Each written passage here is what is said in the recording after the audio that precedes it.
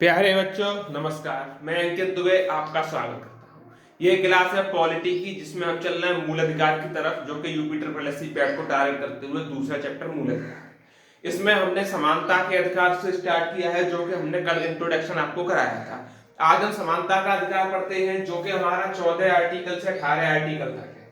आप कहेंगे 13 आर्टिकल भी तो इसमें आता है, 12 भी आता है, लेकिन वो आर्टिकल वो इन सभी के बाद लास्ट में करा दिए जाएंगे। तो आप 14 में अनुच्छेद से पढ़ते हैं, विधि के समक्ष समानता या कानून के समान संरक्षण। इतना कहा गया है इसमें आर्टिकल 14 में कि विधि के समक्ष समानता है या कानून के समान संरक्षण, अर्थात कानून सभी के लिए समान है। देखो, कानून के समान संरक्षण है, ये यहाँ यूएसए से लिया गया है, लेकिन जो कानून के समान संरक्षण है, इसमें अपवाद के रूप में आप राज्यपाल और राष्ट्रपति को लिखेंगे, क्योंकि इन पर ये लागू नहीं है। राज्यपाल और राष्ट्रपति, इतना आप लोग याद रखेंगे। ठीक, अब कानून सभी के लिए एक है, ये कथन कह रहे हैं एबीडीबी महोदय, ये आप याद रखेंगे। तो क्या याद है? कानून के समान संरक्षण, अनुच्छेद 14। ठीक, यानी कानून सभी के लिए समान है। अब चलते हैं नेक्स्ट आर्टिकल की तरफ। अब चलते हैं बेटा आर्टिकल नंबर 15 की तरफ। 14 हम समझ चुके हैं, अब 15 समझते हैं। 15 कहता है धर्म, मूल वंश, जाति, लिंग या जन्म स्थान के आधार पर निषेध, यानी कि ना हम धर्म, मूल वंश, जाति, लिंग, जन्म स्थान के आधार पर कैसा भी निषेध नहीं कर सकते, किसी से भी कुछ भी किसी चीज की मना नहीं कर सकते। ये कह रहा है आर्टिकल 15। इसके कुछ सब आर्टिकल हैं, जैसे कि आर्टिकल 15 का फर्स्ट है। इसमें कह रहा है राज्य के द्वारा नागरिकों के साथ धर्म, मूल वंश, जाति, लिंग, जन्म स्थान के आधार पर कोई भेदभाव नहीं किया जाएगा। इसका मतलब ये है कि बढ़ई है तो बढ़ई से भी वही व्यवहार किया जाएगा जो उच्च कुल के ब्राह्मण से किया जाएगा, या हम ये कहें कि जो गरीब है उससे भी वही व्यवहार किया जाएगा जो आजकल के अमीरों के साथ व्यवहार किया जाएगा। समझ में आ गया? ये होता है ये।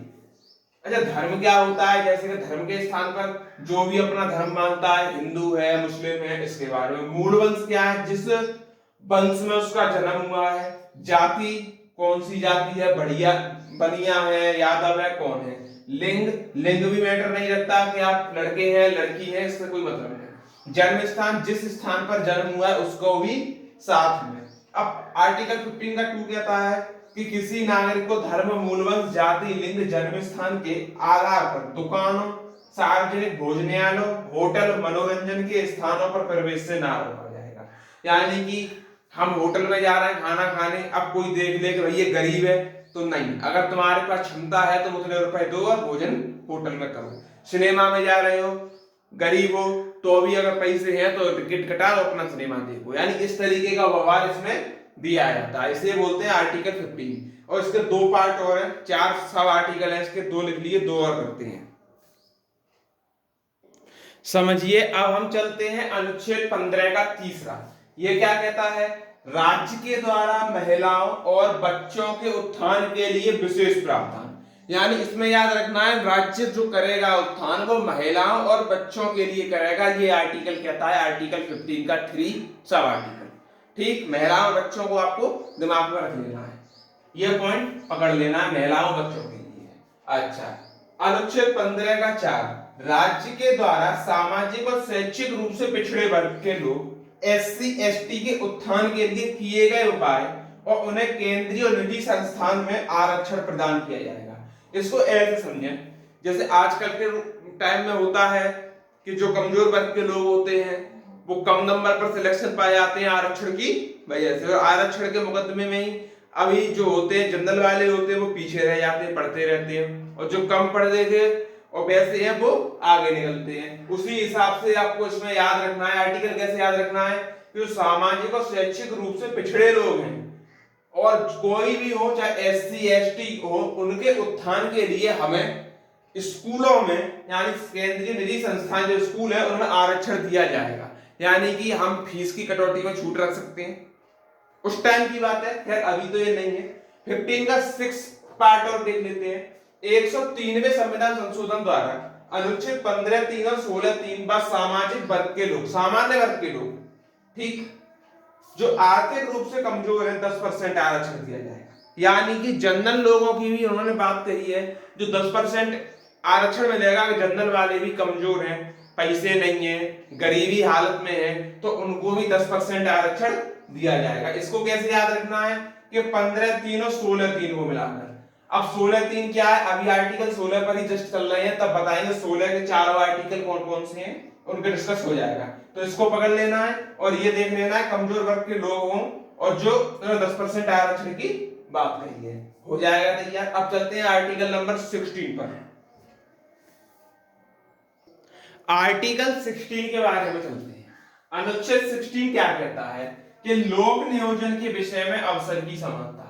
ठीक, लोक नियोजन क्या है, आपको सब आर्टिकल में सब समझ में आ जाएगा कि लोक नियोजन क्या है, धीरे धीरे समझते हुए चलते हैं। पहला कह रहा है सभी नागरिकों को राज्य के अधीन नियुक्ति और रोजगार के अवसर की समानता।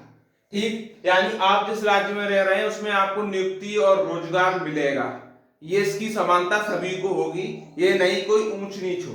ठीक, अब 16 का 2 कह रहा है कि जो नियुक्ति और रोजगार है उसमें धर्म, मूल वंश, जाति, लिंग और जन्म स्थान के आधार पर कोई भेदभाव नहीं किया जाएगा।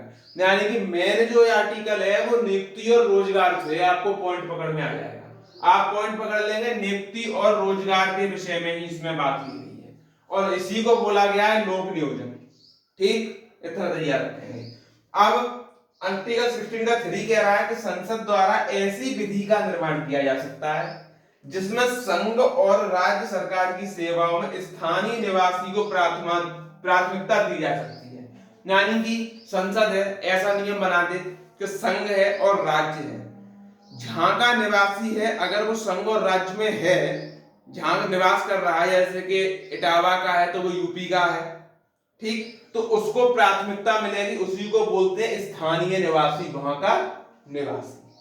और इसमें खासकर हिमाचल प्रदेश, मणिपुर, त्रिपुरा और अरुणाचल प्रदेश के लोगों को प्राथमिकता दी गई है। ठीक, अब चलते हैं आगे। आगे कह रहा है 16 का 4 जो है वो पिछड़े वर्ग SC ST की जो नियुक्ति रोजगार है, नियुक्ति और रोजगार में आरक्षण करेगा। यानी आरक्षण की बात है, कुछ आरक्षण देगा नियुक्ति और रोजगार में, किसको, SC ST और पिछड़े वर्ग को, इतना याद रखना है।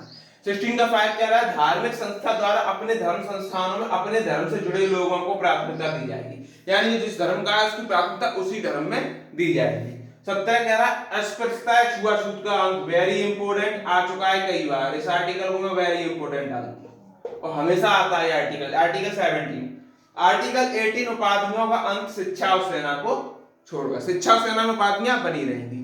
तो आज का वीडियो यहीं तक रखते हैं, आगे मिलेंगे कल और अब चलेंगे स्वतंत्रता के अधिकार की तरफ। समता का अधिकार होता है कंप्लीट। धन्यवाद।